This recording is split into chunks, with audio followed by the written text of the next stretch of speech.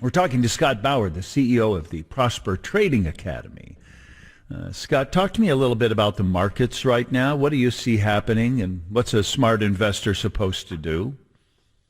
There was definitely a shock to the system on Friday, John, from Jerome Powell and the Fed, where when I say people, I'm talking about experts and the like. Many people thought that he was actually going to talk about easing rates, that going forward inflation has maybe peaked out.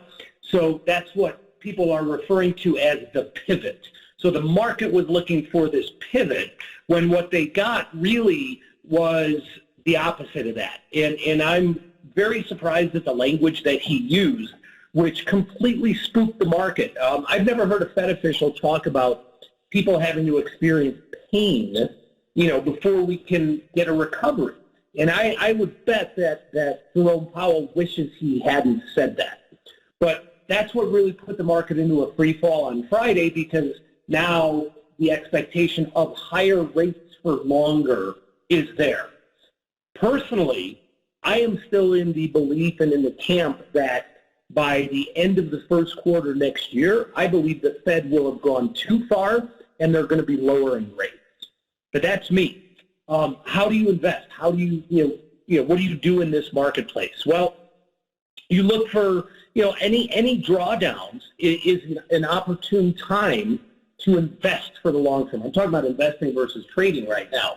So 1,000 points off the Dow on Friday, 100+ points off the S&Ps on Friday. Today we're relatively flat. We've been a little, mostly negative all day, but right around the flat line. I really think that the bottom has been put in. A lot of people are saying, we're going to retest those June lows. I don't think we are, John. Now, can we sell off another 5-8% from here? Absolutely, we can. But if you're in the market for the long haul, this is the kind of opportunity you've got to be ready to jump on.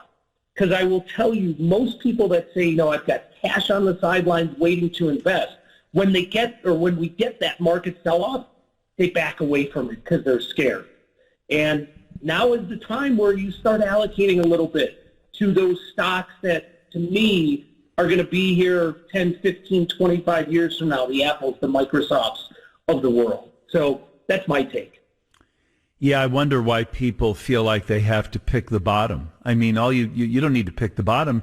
Just pick a point at which you think the market will be better than it is now.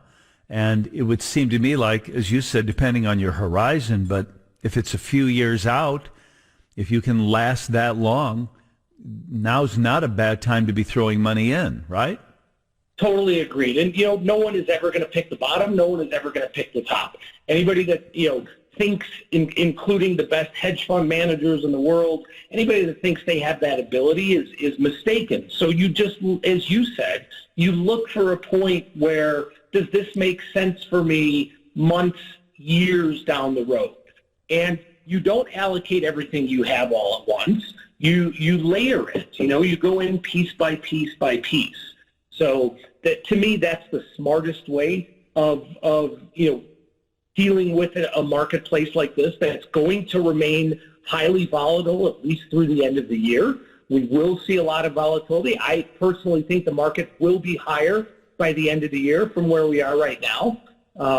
But yeah, this is not a time for investors or traders to try and act like being a hero, right? It's just not that time. It's too volatile of a marketplace. Do you like then index funds, or do you like certain sectors where, if you were going to position it, would you put some money? Sure. So I think energy, even though it's had an amazing run, still has room to go for the next quarter. So I love some of the big energy stocks, whether it's an oil stock like a Chevron, Marathon Oil, some of the drillers. I think shorter term, that's a great place. Longer term, you gotta love some of these techs that have just absolutely been beaten down. The NVIDIAs of the world, Microns, AMD. You can talk about a Microsoft and an Apple in there as well. So I really like the high-quality tech sector stocks. Again, not for the next 3 months per se, but you could get in there now 6 months, 9 months, a year down the road. I think you're going to like what you see. Is there an American chip manufacturer I should be investing in right now? I would have to look that up. I would have to Google that. There are a lot of shipping companies.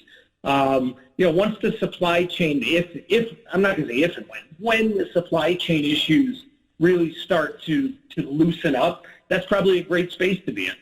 Yeah, you answered the question for SHIP. What about CHIP, chip?